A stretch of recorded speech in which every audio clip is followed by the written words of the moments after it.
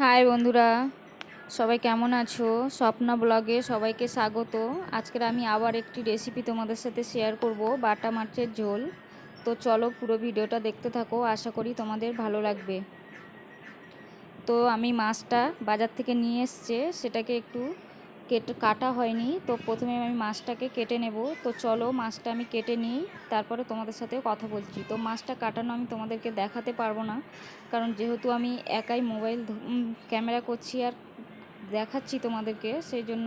মাছ কাটা আমার কমপ্লিট হয়ে গেছে। এখন আমি মাছটাকে নুন হলুদ মাখিয়ে রেখে দিয়েছি। তো এখন মাছটা আমি ভেজে নেব। তো তার জন্য আমি কড়াইতে বসিয়ে দিয়েছি, কড়াই গরম হয়ে গেছে, তেল দিয়ে দিয়েছি, তেলটাও গরম হয়ে গেছে। তো এখন আমি হালকা করে এক এক করে মাছগুলোকে কড়াইতে দিয়ে দেব, দিয়ে ভেজে নেব।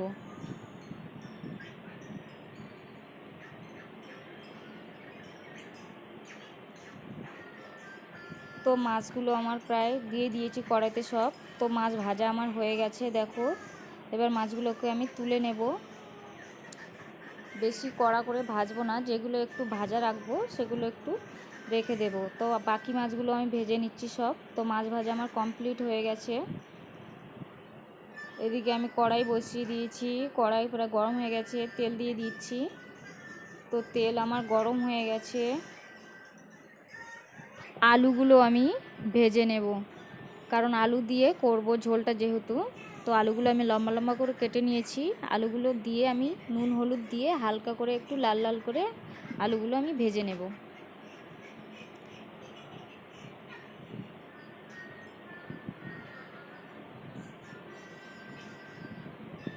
তো আলু আমার ভাজা হয়ে গেছে দেখো, লাল লাল হয়ে গেছে। এখন আমি আলুগুলোকে তুলে নেব।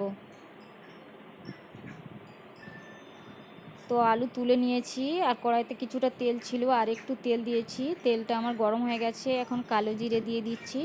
কালো জিরেটা দিয়ে আমি একটু নাড়াচাড়া করে নেব গন্ধটা বেরোনো পর্যন্ত।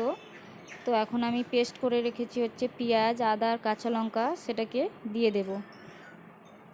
দিয়ে এটাকে আমি 2 থেকে 3 মিনিট পেঁয়াজের গন্ধটা কাটা পর্যন্ত কষাবো।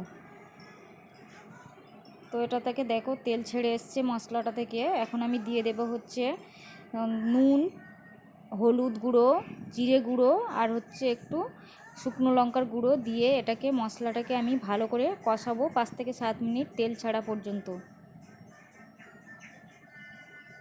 তো দেখো মশলা থেকে আমার তেল ছেড়ে এসছে, মশলা আমার কষানো হয়ে গেছে, কমপ্লিট হয়ে গেছে।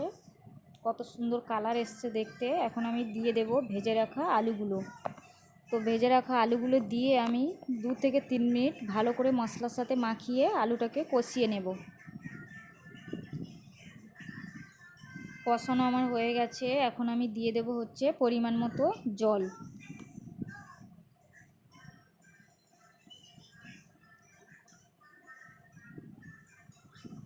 একদম কষানো হয়ে গেছে দেখো কত সুন্দর হয়েছে। এখন পরিমাণ মতো আমি জলটা দিয়ে দিচ্ছি। তো জল আমি দিয়ে দিয়েছি, যেহেতু একটু ঝোল হবে তো একটু জলটা বেশিই দিয়েছি। তো ঢাকা দেব 5 থেকে 7 মিনিট জলটা ফোটা পর্যন্ত। জল ফুটে এসছে, এখন আমি দিয়ে দেব হচ্ছে ভেজে রাখা মাছগুলো।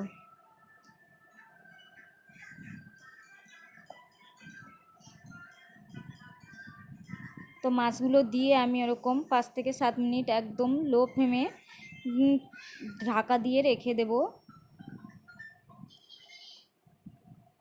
তো আমার মাছ দেখো, মাছের ঝোল খুলেছি, কড়াটা খুলেছি, ঢাকনাটা দেখো কত সুন্দর দেখতে হয়েছে। আর আমি মাছের ঝোল প্রায় হয়ে এসছে।